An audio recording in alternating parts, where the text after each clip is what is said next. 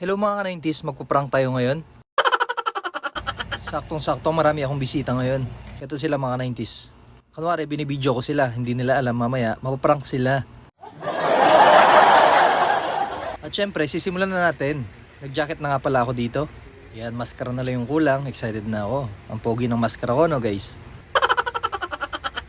Grabe, talaga nakakatakot yung itsura ko mga 90s, patawa-tawa pa. Nasa labas nga pala ako ngayon. Hihintayin natin silang lumabas. Ayun, saktong-sakto may lumalabas mga 90s. May mabibiktima na tayo. Ayun, napupunta na siya dito mga 90s. Akala ko matatakot siya, tumawa lang siya bigla. Subukan ko naman takutin yung mga iba kong kasama. Ayun na siya. Ito naman yung next mga 90s. Kiramba.